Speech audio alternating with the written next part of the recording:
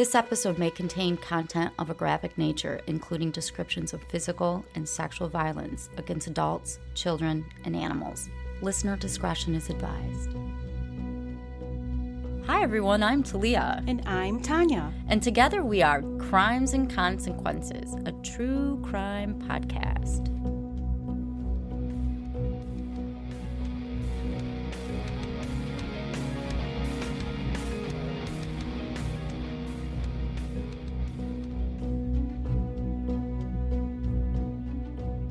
Welcome back, everyone, to another episode of Crimes and Consequences. I'm Tanya. And I'm Talia.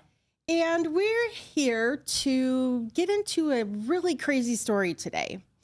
And it is something that where this took place, just the name of the person who committed these crimes, like everybody in that town just knows it. And his name is Pazuzu Algarad. Oh, yeah.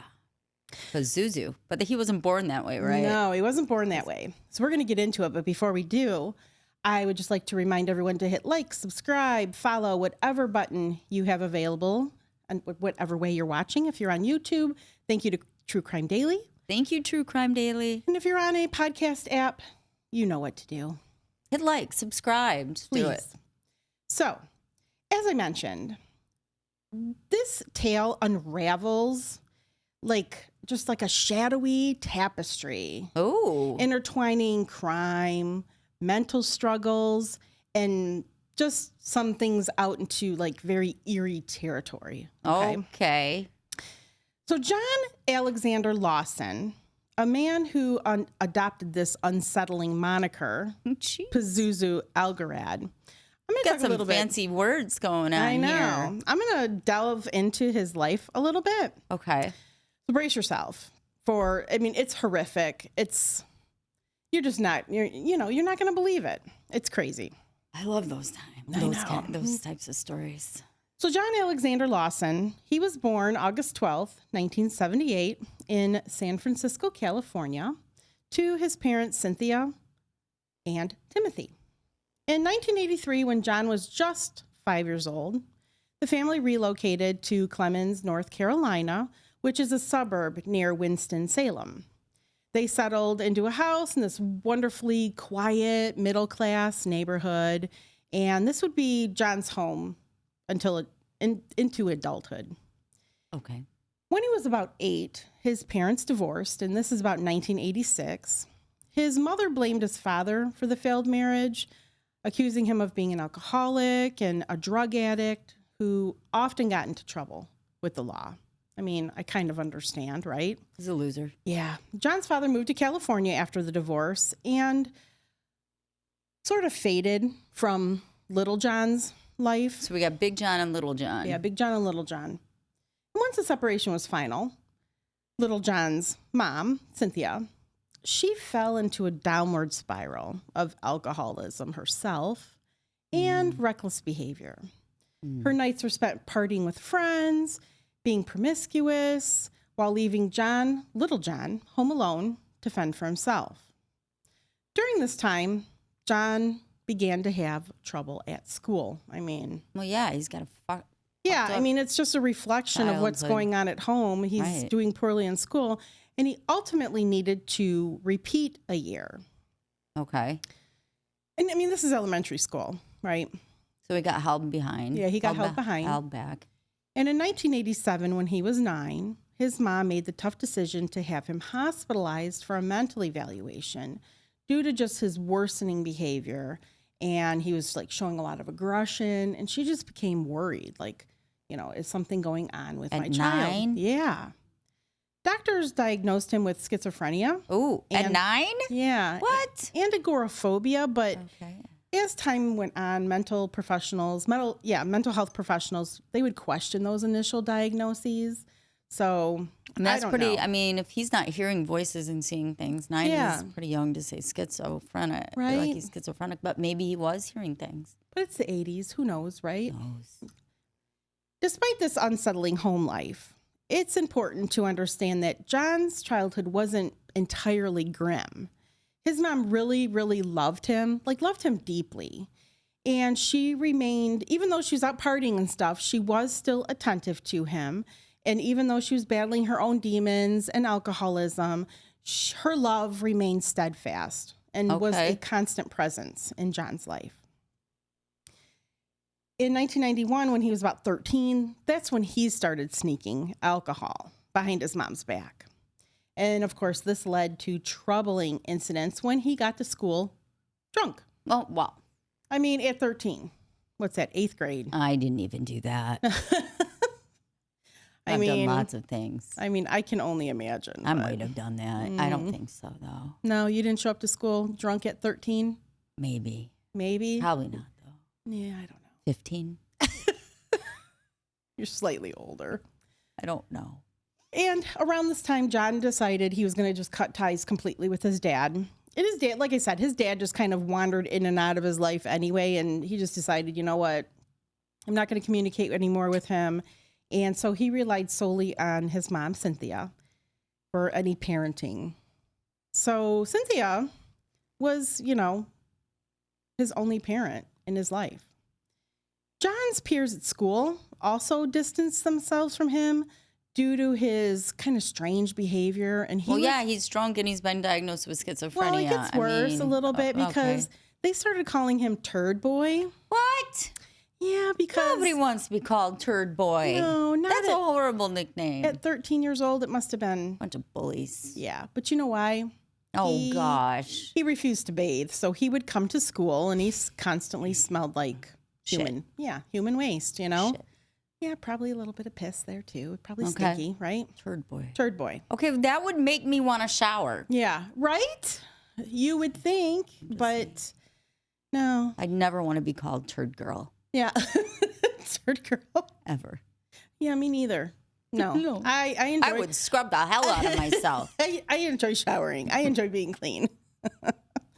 He didn't, apparently. Okay. When John was about 15, his mom, Cynthia, married another John. His name's Johnny Larry James. Okay. So we'll call him Johnny. According to Johnny, little John harbored resentment toward him because he was able to provide structure, authority. He acted like a father figure. And little John is like 15. And he's like used to this wild life with no structure. And all of a sudden somebody's going to come in and try to have this straight and narrow life. And he is like, no, it's too late. He's like, no. So Johnny took charge, brought stability to the house, and it curbed little John's attempts to kind of assert like authority over his mom, because as he's growing older, like Cynthia was a little bit weaker, like, I don't know, the dynamic in the household like changed. He's starting to rule the nest, right? He's becoming more authoritative. His mom is becoming less. And now Johnny shows up and like throws this whole dynamic over, putting a squash on, little Johnny's plans. And and trying to control him, probably. Yeah, probably. And trying to set rules. I'm sure parameters like you need to be home or you can't do this and that, right? For a 15-year-old. Not going to let you get drunk before school today. Right, exactly. In 1994, little John failed his freshman year at West Forsyth High School. And he set out to repeat it, but halfway through this second attempt at his freshman year in 1995, he was 17. He just decided... He's 17 and he's a freshman? Yeah. He's done. Yeah, he dropped out. I'm done. He's like, I am completely done with school. When he was 18, he's still living in his home with his parents and his stepdad. And so you have this chaos, right, with Johnny and little John. And the home life is a little bit chaotic, but one of the things that the neighbors noticed was that Johnny and Cynthia kept really good care of their house. Okay. And this does become important. I know you're like, what the hell? Why are you telling me this? But they kept the outside of the house really well. Inside, I mean, it was well manicured home. And, they just Johnny and Cynthia enjoyed taking care of their home. They had pride in their house. Yeah, they had pride in their house. When little John was about 21... this is when he finally got his very first job. Oh. And what was he doing all those other years? Living off mom, right? Okay, probably selling weed. Probably. Who knows? I'm guessing. Allegedly. This job that he got, he worked as a landscaper. However, his employment was very short-lived. He only lasted about a week before he was like, fuck this. I'm not doing this anymore. And he quit. Around that same time, somehow he convinced his mom to leave Johnny. And I don't know why, or how he got her to do that. But he encouraged his mom to kick Johnny out, and she did it. And that was maybe the end. She was sick of Johnny too. Who knows? There's always more to the story. Yeah, I don't know. I don't know exactly why they separated. I just know that they did. So Johnny's out. Johnny's out with him gone now, finally. And then Dad John is in California. Yep. So we got little Johnny. Yep. Still got little Johnny. And so from then on, once Johnny, the stepdad, was gone, Cynthia shouldered all the financial burden. She ended up covering all of her son's expenses because he's not working. What was she doing? I'm not sure exactly what she did for a living, but she's also spending money supporting little John, his cigarette and alcohol habit. That She's can be buying expensive. buying him smokes, buying him, That's a nice alcohol. mom. That's a nice mom. It is a nice mom. So Not a good mom. no, It's not the way to show love. I'd be like, get your ass to work at least, right? I'm not spending my money on shit for you like not that. judging her, but I am. I know. I'm not. I mean, I don't know. I'm what just happened, saying. But Okay. I mean, I made my kid get a job. She wants to spend money on dumb shit. You spend your own money, right? Yeah. So this is now a shift in their dynamic. John relied on his mom for financial support, but he was also able to exert dominance in the house, like he always wanted to. So now he's like, he's got shit. control. Yeah, he's got control of the house for some reason. On September 11th, 2001, and this is when the same day of the attack, where the planes flew into the towers and 9/11. 9/11. We call it 9/11. Yeah, we call it Tanya. 9/11. Yes. That same day, in the conservative town of Clemens, North Carolina, John's rebellious nature now reached new heights. So he hears about this attack. He's 23. He attempts to make a new image for himself. Without embracing the religion Islam, he decides he's going to just start looking like a jihadist. He begins wearing a turban and clothing that's reminiscent of Middle Eastern, male type clothing. Just to fuck with people? Yes, just to fuck with people. And it was kind of a little bit ridiculous. He's only 5'7" and about 118 pounds, so he's not a big guy. But he's deciding, I'm just going to strike fear into people's minds and whatever, just fucking with people. Even though, it's just an image and he's a poser, but, Right. So at the end of 2001, John encountered trouble with the law for the first time, which I'm surprised it took this long. What? Right? What? The first time? Yeah. He was arrested for a DUI, which is drinking under the influence, which resulted with him spending the night in the drunk tank before he was allowed to be released the following day. And his mom bailed him out. Of course she did. In 2002, when he was 24, a significant shift occurred in his life. This is when he decides he's going to legally change his name and adopt the moniker Pazuzu Algarad. I don't even know what to fucking say about that. Algarad. What's that mean? Algarad, What sorry. is Pazuzu Algarad? Well, the name was inspired by the Assyrian king of demons featured in the movie The Exorcist. Oh, I should have known that. Yes. Hello. Then he spun this false tale where he claimed his mom was a Satanist who had given him this name at birth. But, of course, obviously, this was all made up. She was not a Satanist. Pazuzu. Did she call him Algarad. Pazuzu or did she call him Little Johnny? I'm guessing she always called him John. I'm thinking. I'm just curious. I'm sorry, but I'm not going to call my child something ridiculous like this. I don't know. But then again, he's head of the house, so who knows what she did, right? So now embracing this new identity, he puts this sign on their front door. Oh, shit. And this is just some some crazy shit. So it's quite a long sign. Okay. And it's on this white piece of paper, and you have to be close to be able to read it. It wasn't like this huge sign. I can't wait to hear it. Yeah, we'll show a picture of it. But the sign said, quote, "No gang members allowed. Anyone that dresses the same, has the same badge, and calls themselves the authority of a land that they did not create, a land that they only seized through terrorism, has no permission to enter this land unless you are a native, since this is their land. Since this is the First Amendment of your fake laws, we see you are guilty until proven innocent. You can also make laws. If you can make laws, so can we. So be it." End quote. I don't even know what the fuck that means. I know, right? What does that mean? You can't come here. I get the gang. I get no gangs allowed. No gangs allowed. Okay. You're not allowed to come on this land unless you're native, because it's really their land. Okay. But he's native. on the land. But he's not native, is he? No, he's not native. Nope. And the First Amendment's bullshit. And if you wear a badge, the same something. Yeah. Is that police? Yes. Maybe. Yep. You're not allowed. You know, the money, or he said the land was seized through terrorism. Like he puts this on the front door. Okay.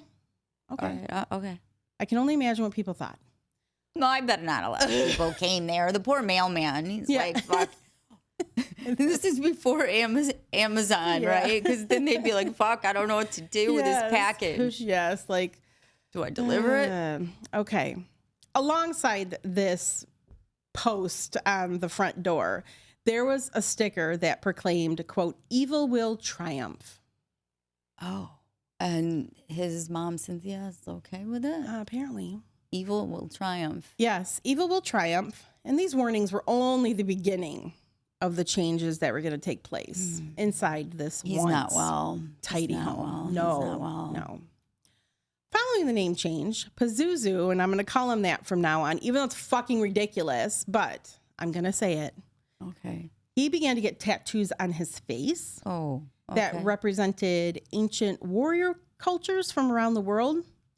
Despite, he obviously had no ties to those cultures. I mean, he wasn't probably a hasn't even left the city he grew up in. No. Like I said, he's a poser. He displayed tattoos on his forearms bearing the words Satan and villain. Oh. So, he's showing everybody who he's dedicating this new persona to. Was he a Satanist now? Yeah, he's supposedly a Satanist. Okay. Between 2002 and 2007, this house that was once meticulously maintained by Johnny and Cynthia, it spiraled just into decay and chaos. It became a gathering spot for outcasts from Clemens and Winston-Salem, welcoming anyone willing to embrace just the atmosphere inside. Within its walls, a disturbing scene unfolded as people were encouraged to partake in acts of self-harm, animal sacrifices. Animal sacrifices. Well, they are Satanists, Talia. That's not necessary. And drug abuse. And I'll just tell you, there is a video that we'll post in our show notes that you could go to. Like, the police go through this house. There's just stuff written on the walls, ceilings. Like, the house looks like there's just garbage everywhere. It's disgusting. Like some sort of home, like a hoarding, condemned. or like a hoarding situation. You sometimes see people that suffer from like that affliction. Their house is just filled with garbage, and like the rooms are just, everything's in disarray. And Cynthia is still living in this house, everyone. So there is one room in the house. I mean, I'm believing it's her bedroom, that while it's still kind of messy, it's not filled with garbage and doesn't have shit sprayed on the walls. Exactly. Right. Like, that's the one place in this house. Like, it's just terrible. The house ended up having to be condemned, and I'll get into it later. Spoiler alert. Yeah.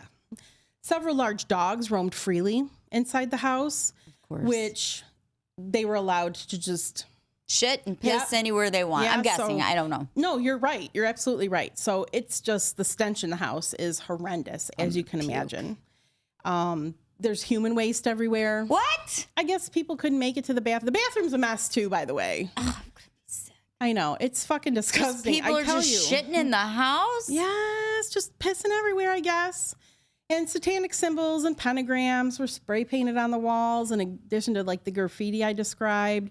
There were dead animals scattered in the trash in the rooms. That's so gross. I know. I can't. It's more than gross. Yeah. Blood stains mark the walls. It's unsanitary. Yes, it's I can't even. Okay. I can't even. But like I said, there's blood stains on the walls. I mean, this house was just dilapidated at this point. There were swords in the main living area. I don't know if they were like decorations on the walls or if they just were like leaning up against the walls, but that just added to the atmosphere. In the backyard, there was a dead cat that hung from a tree it was there for months. I know. That makes me very angry. I know. Makes me fucking pissed. I know. And that's not. I mean, what do you do if you're the neighbor? That's like, what I'm the thinking. fuck is and this? This is like a house in the suburbs, like in a residential street. It's not like it's a standalone. They have neighbors. I mean, I hate this guy already. Don't hang a cat. Can you imagine like being a neighbor and like, no, I would do something about it. I know, right? But then I'd probably get hurt. Right. By him. I don't know. He's pretty kind of scary. I don't know if I would venture into the backyard. I'd get that cat down. Anyway. Around this time too, Pazuzu started using methamphetamines, which fueled just Adderall or Ritalin. No, I think it's like street meth, crystal meth. Yeah, crystal meth. Okay. And so he's using amphetamines. Yeah, and so under this influence, he underwent just a grotesque transformation, as if this wasn't gross enough. How can we get worse? How can it get worse? Okay, he's not showering. She always says it. It gets worse. It gets worse. He used a file and a Dremel. I don't know what that is. It's like a little drill, like a hand drill. I don't want to know what you're going to say. Well, he sharpens his teeth into points using a file and a Dremel. Okay. Yeah. As I mentioned, his personal hygiene was horribly. He bathed only once a year and he never brushed his teeth. Oh. I know. Man. Yeah. He said he justified it by saying that bathing and brushing your teeth strips the body of its defenses and warding off infection and illness. Okay. He must be a scientist or a doctor. I mean, clearly, I would think it would add to it. He knows more than I do. He's building up his immune system, Talia. By rotting. That way he doesn't need anything. Right. Okay. All right. I guess he never read the report about, plaque on your teeth getting to your heart. But okay, anyway. Well, anyway. Okay. Not laughing. No. This is not a funny story. Not a funny he's story. A fucking asswipe. So yeah. I'm sorry. I can't help but make fun of him. Because we can make fun of him because he's the asshole. Yes, he is. Pazuzu sought attention through these shocking acts, obviously. Like, one of the things he did was he smeared blood on his face, and it was rabbit's blood. Why? He behaved, I don't know, because he's like, I'm so fucking cool. I don't know. He behaved inappropriately with women who visited his home. He acted like a predator, trying to pressure women into sexual situations. He exposed himself without their consent.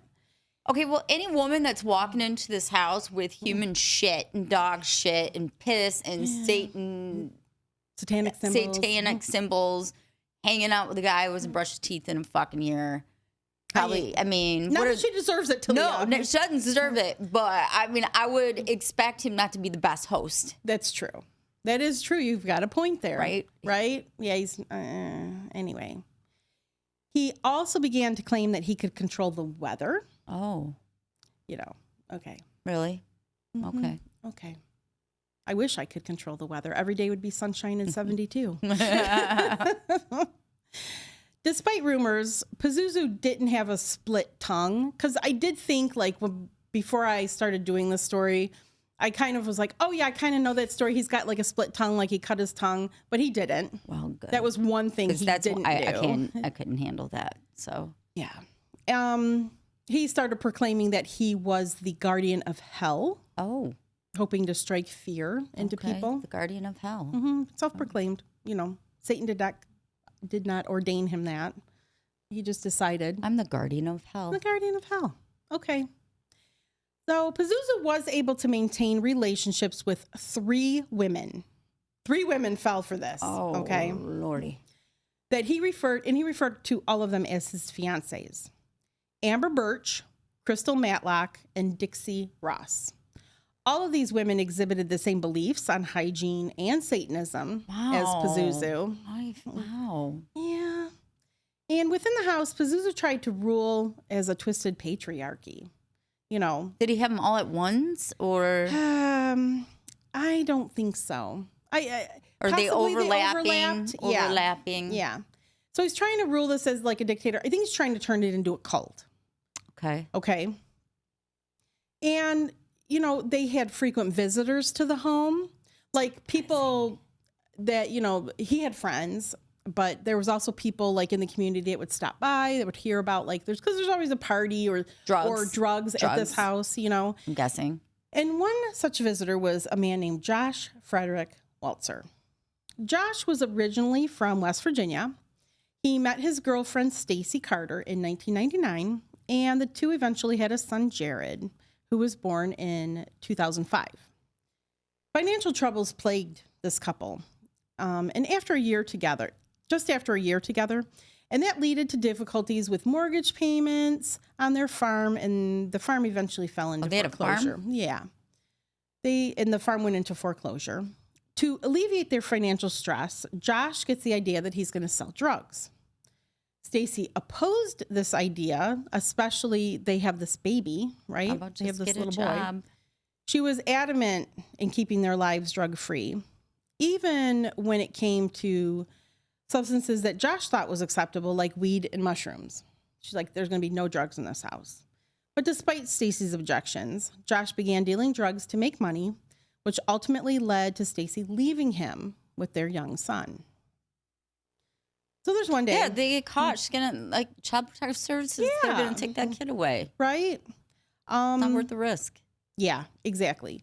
Josh left that home that he shared with Stacy and their son, and he began to live in a secluded trailer in the woods in Mocksville, North Carolina, which is close by to where I'm talking about.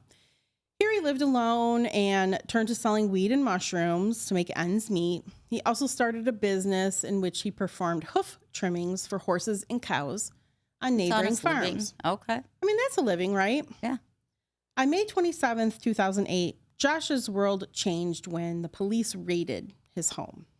During the raid, officers uncovered a package labeled for mail containing mushrooms, which made this a felony due to the involvement of the Postal Service. Oh, shit, he had the shit mailed to him. Mm-hmm. No, he was going to mail it out. Oh. So it's distributing illegal substances through the mail, which is a felony. On February 23rd, 2009. But he didn't do it. But he did. Oh, did he actually put it in the mail? No, well, he didn't place it in the mail. It was a package that they found. Okay. Oh, you're right. He didn't do it. Spoken like a true defense lawyer. I'm a lawyer. He didn't do it. He was just joking. Yeah. I mean, I just was enjoying making packages that looked like they were going to go in the mail, right? I didn't have anything better to do. Right? Yeah. That's what I would say. Well, unfortunately, he was convicted of felony drug charges on February 23rd, 2009. Though he was swiftly released from jail, Josh struggled to regain employment with a felony conviction. Yeah, that's hard. On his record. He did begin to spend a little more time with Stacy and their son in an attempt to get back on his feet. Like, I need to, get my life together. I need to get my shit together. Yeah.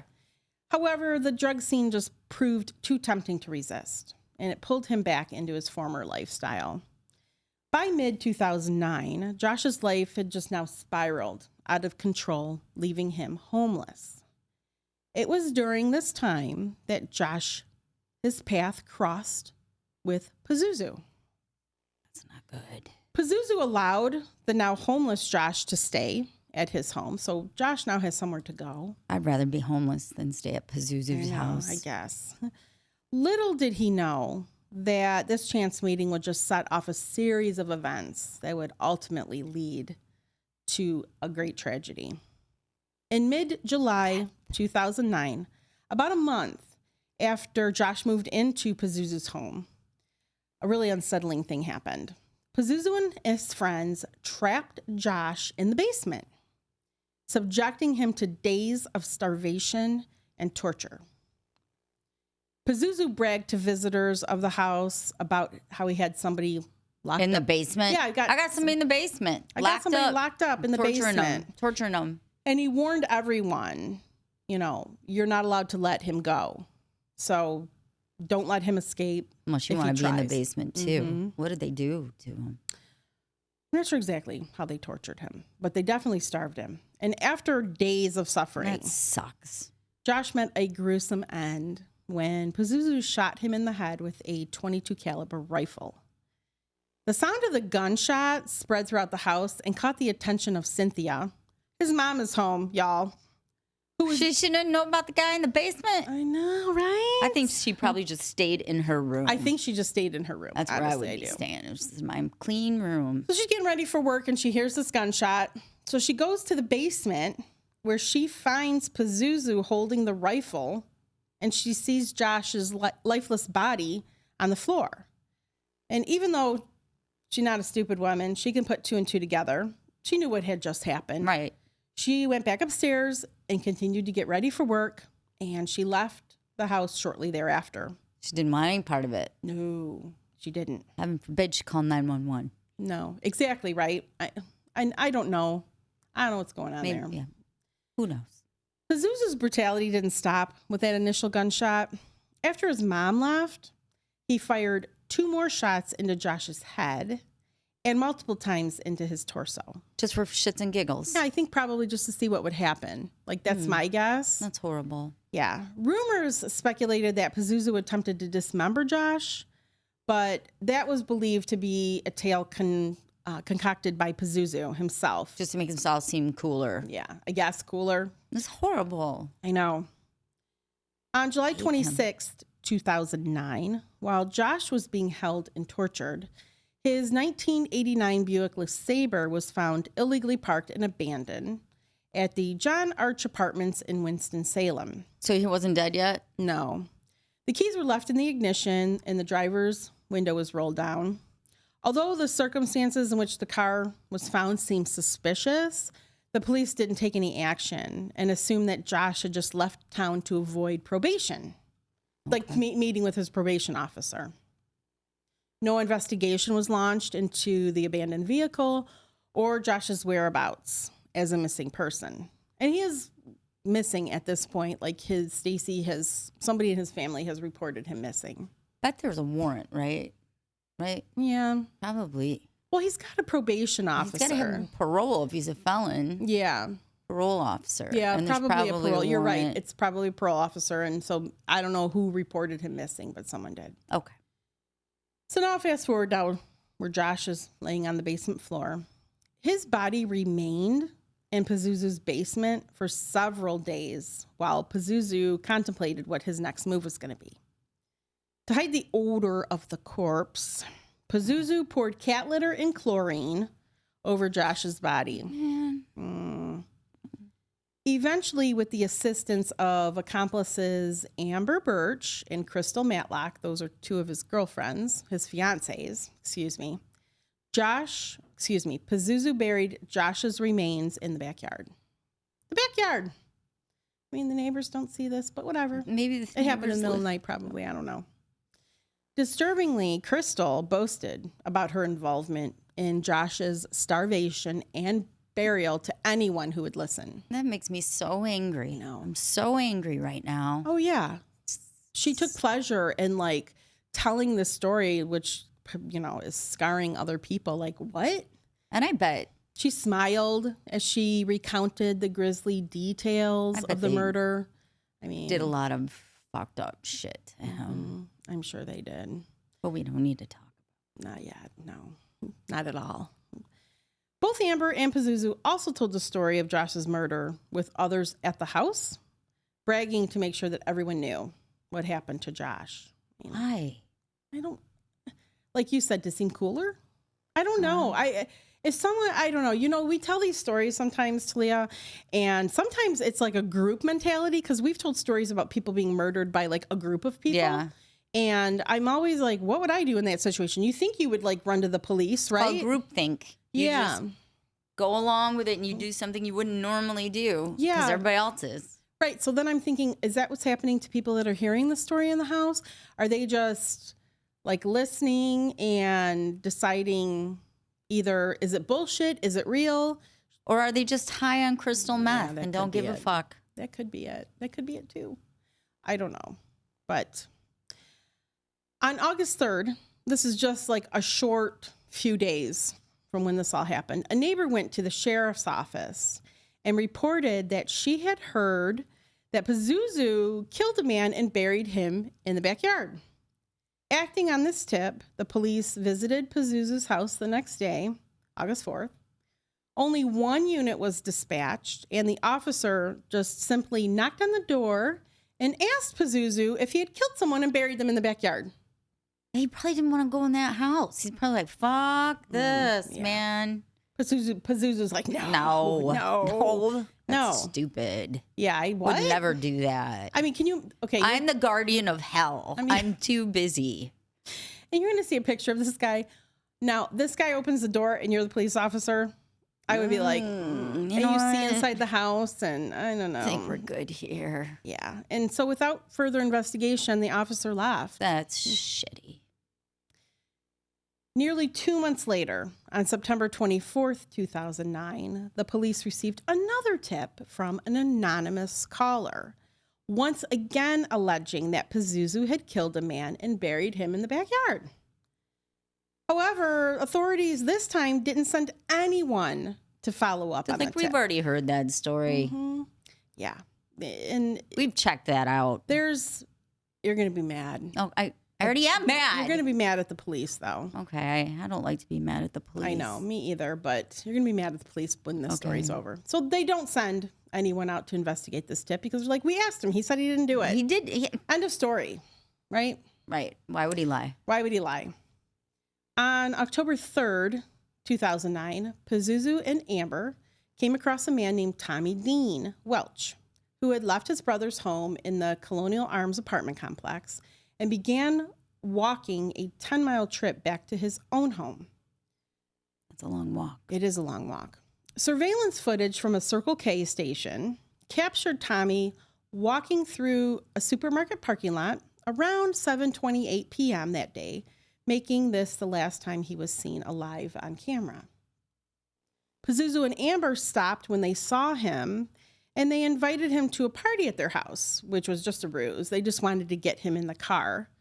So despite being strangers to him, Tommy accepted the invitation, and he went with them to Pazuzu's house. It's like, what else do I got to do? Yeah. And they get in the house, they're in the living room, they start drinking. And for no specific reason, Amber retrieved a .22 rifle from Pazuzu's room and without warning, shot Tommy in the back of the head while he was talking to Pazuzu. Amber did? Amber did. Amber did. Yep. Cynthia entered the room upon hearing the gunshot. She's like, again? Yeah, again. Again? Only to be faced with the sight now of Tommy laying on the floor, bleeding. That's horrible. And she quickly left the room, retreated to her bedroom without intervening again. Like I said, like you said, she probably just stayed in her room. Mind her own business. Minding her own business. Enraged, Pazuzu knocked Tommy's body to the floor and proceeded to jump up and down on his chest, shouting obscenities. I know. In his frenzy, Pazuzu accidentally rolled his ankle, nearly breaking it while he was jumping up and down. Karma. Yeah. That's horrible. It's just horrible. I know. Why are these? This is like no reason. So now Pazuzu, with his ankle all messed up, he can't bury Tommy himself. So he tells Amber and Dixie's the third fiance. Okay. So they're all living together apparently. Okay. He tells them, you need to take care of Tommy's body. So they lazily attempt to break Tommy's arms and legs with a shovel to avoid digging a larger hole in the backyard. They think like they're going to compact him into a smaller mass, I guess. They got tired, though, of digging a large enough hole in the yard, and they buried Tommy, leaving his knee and half of his head exposed. What? And they just decided to just cover him with a tarp, and just that was it. We're good. Yeah, we're good. That's because they're all on drugs. Mm-hmm. Just a few days after Tommy's murder, on October 4th, his mom, Charlotte, reported him missing to authorities, and she expressed just deep concern because she's like, it's just not like him to disappear. So he was loved and missed by people. Yeah, absolutely.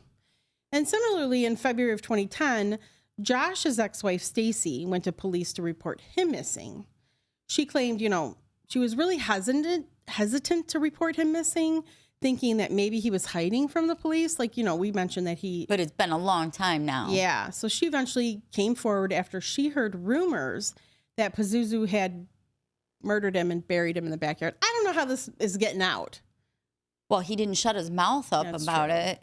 That's true. Neither did his little lady friends. Yeah, that's true. And then all the other people, and people and then know. They tell people, and they tell people. Oh, that'd be horrible. Someone I love might be buried in a backyard. Yeah. What a freak. I know. By February 23rd, 2010, Stacy grew increasingly alarmed by Josh's prolonged absence, particularly due to his lack of communication with her and their son. Yeah, they have a son. Yeah. She returned to the police, urging them, please take action, which led to the execution of a search warrant.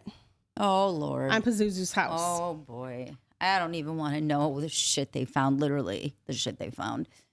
But it yielded no evidence of a crime, so I don't think they didn't look very hard. What? Leaving Stacy frustrated and puzzled by the lack of progress. The tarp in the backyard wasn't... You think the backyard would be included? I don't know what happened. I don't know where the breakdown happened. I'm just telling you. Okay. Nothing came of it. Okay. On May 28th, 2010, Pazuzu faced legal trouble once again when he was arrested for choking his mom, Cynthia. That son of a bitch. Yeah, she decided to press charges for domestic assault, but ultimately she chose to drop the charges, allowing him to avoid accountability for his actions. And when the charges were dismissed, he was able to just walk away free and clear.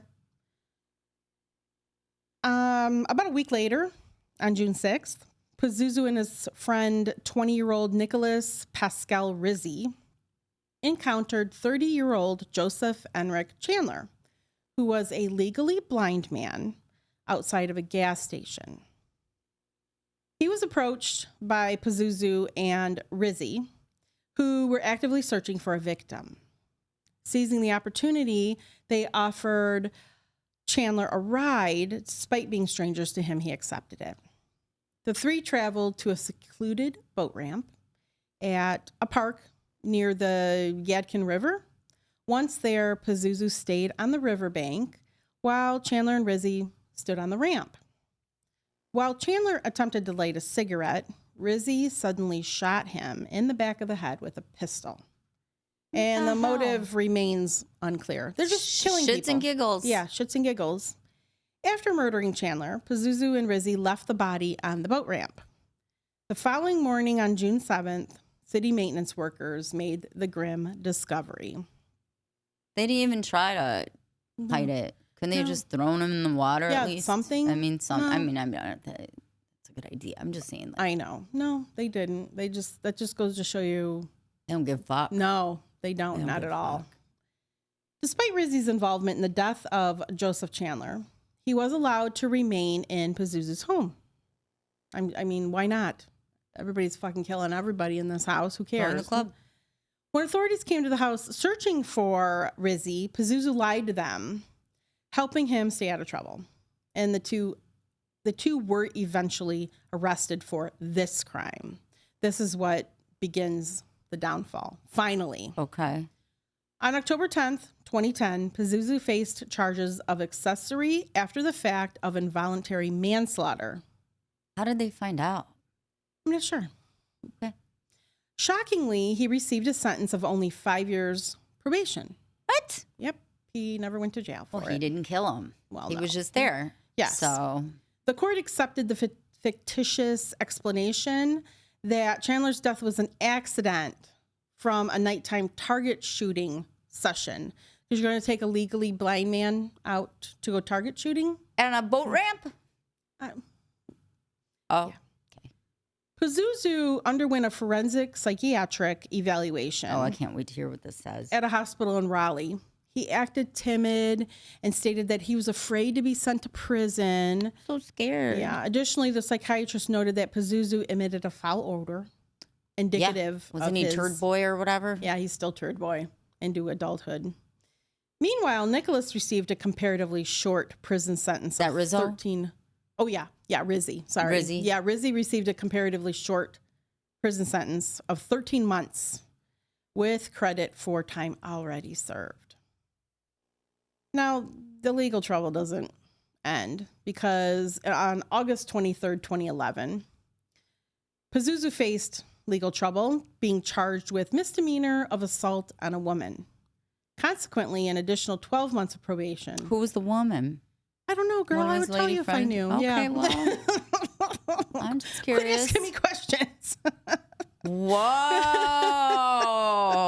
We should not record this early in the morning. We are a little bitchy in the morning. So he, instead of, the police or the court system, I shouldn't say it's the police, instead of the court system giving him something more serious, he just gets another year probation added to his 5-year probation sentence that he already has. Just a month later, on September 22nd, Amber Birch was arrested for assaulting Cynthia. Now, both of them now have physically assaulted her. The charges against her included pushing, slapping, and choking Cynthia, resulting in a sentence of 12 months of probation. So Cynthia was being abused. Yeah, she was. And that's probably why she didn't go to the police. But on November 8th, she's had enough, okay? Because she went to the police department to report that she had witnessed Amber kill Tommy Dean Welch back in 2009, a couple of years before. She informed the police that she had observed Amber commit the murder and even provided details about where Tommy's body was buried in the backyard. However, police took no action on Cynthia's report. They didn't visit the house or conduct any investigation into the matter. I don't understand this, but I don't either.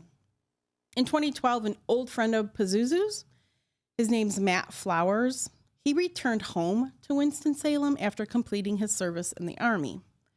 Matt was familiar with the happenings at Pazuzu's house, but he had joined the Army to avoid getting entangled. Good for him. Mm-hmm. Good for him.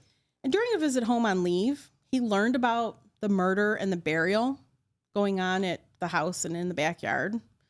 Intriguingly, the anonymous tip to the police in 2010 that had been Matt Flowers. That was him? Yeah. For him. And before he exited the Army, Pazuzu discovered that Matt had made this anonymous report. Oh, shit. Yeah. In a confrontation in 2012, Pazuzu confronted Matt at his house, admitting he knew about Matt's role in the tip-off. Pazuzu casually skewered a random piece of raw meat with a fireplace poker, and he ate it in front of Matt in an attempt to intimidate him while claiming that Satan protects him. Okay. And Matt was able to leave. Nothing further. Yeah. I'd be like, what the I know. What the fuck? I'm like, I got it. Can you imagine I'm just starting to eat some raw meat in front of you? No, I really can't imagine you eating any raw meat. Except sushi. That's weird. A few weeks later, Pazuzu was, again, acting abusive toward his mom. And he was confronted by a new person at the house who stepped in to protect her. This angered Pazuzu because he felt really threatened. The guy was big, and he felt threatened by his size.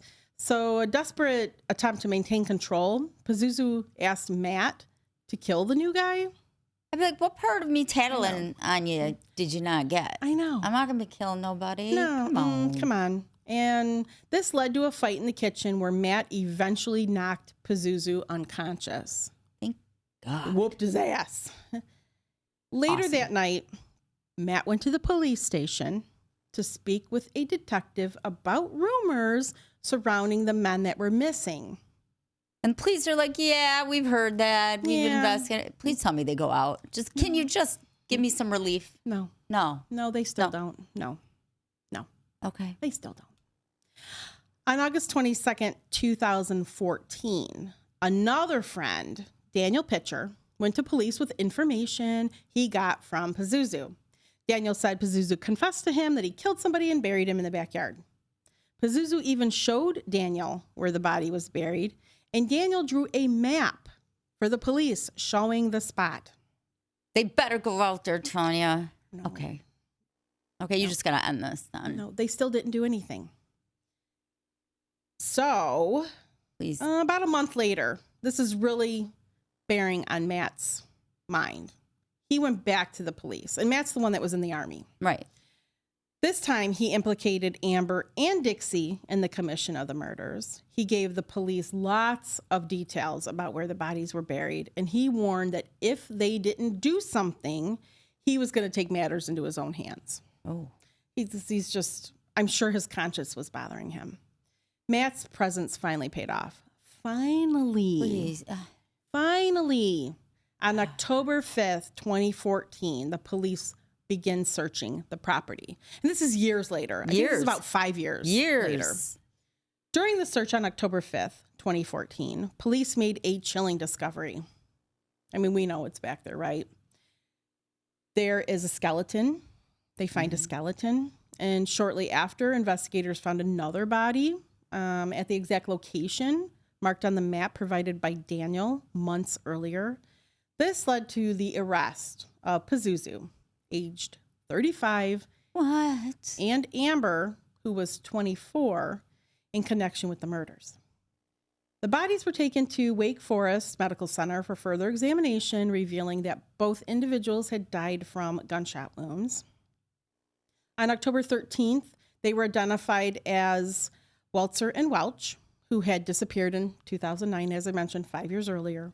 Following this discovery, the house was deemed uninhabitable, and Cynthia was forced to leave. Condemned. Yeah, it was a fucking mess. You have to watch the video.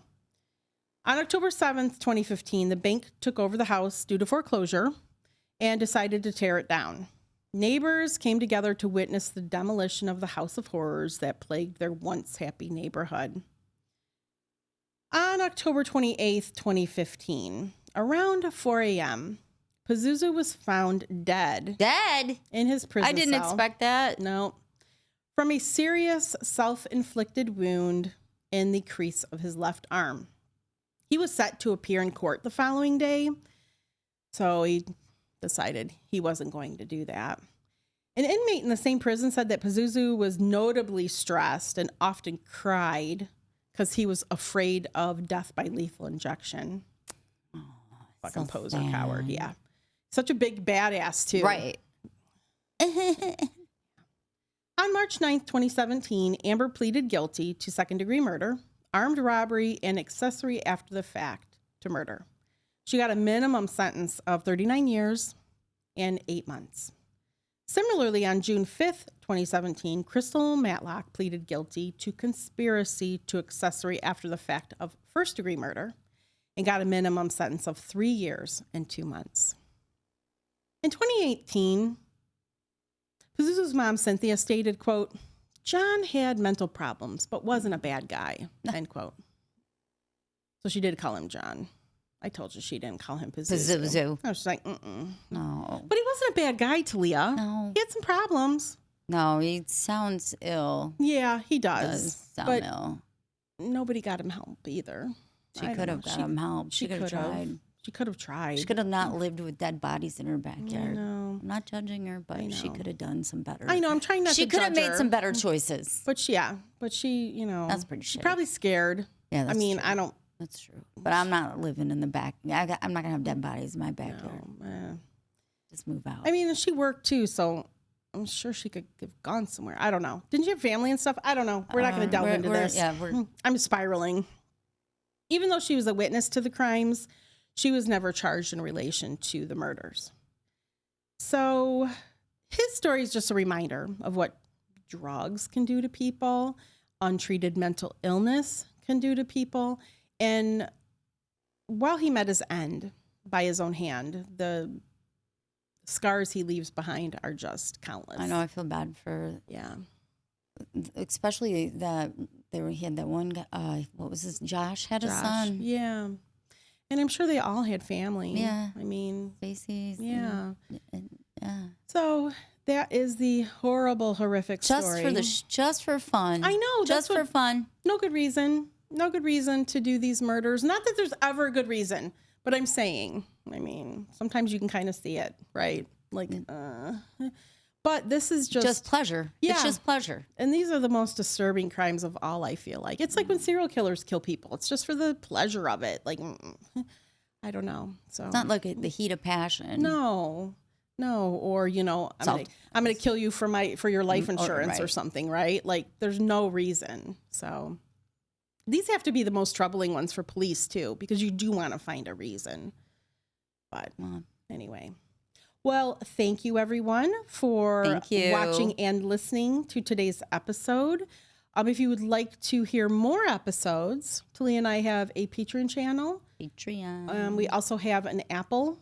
Patreon.com/TNT Crimes. TNT. You can also subscribe through Apple Podcast app. Yep. What you get is an additional weekly episode that's unreleased to the public, and you get the weekly public episode, early release, and ad-free. Yeah, it's all ad-free. Mm-hmm. You can go to our website to find out more, or like Talia said, you can go to patreon.com/TNT Crimes or to your podcast, the Apple Podcast. Anywhere. Just go anywhere. You can just type us in. I know. Crimes and consequences. Mm-hmm. Because for every crime, there's a consequence. There's a consequence. To someone. Not always. Well, to someone. Yeah, that's maybe true. Not the appropriate person, but that's to true. someone. That's true. You can go to our website. It's crimesandconsequences.com. Yep. You can find us on social media and at Hardcore True Crime on Instagram and Facebook. And what else? That's it. That's it. All right. Well, thank you to True Crime Daily. Thank you, True Crime Daily. Thank you all for listening to us, taking the time. Yes. And thank you, Tanya. Well, thank you, Talia, for listening. For helping me learn all about Pazuzu. I hate him. Me too. He's just gross. I hate him. So until our next episode. Don't kill each other. Bye. Bye.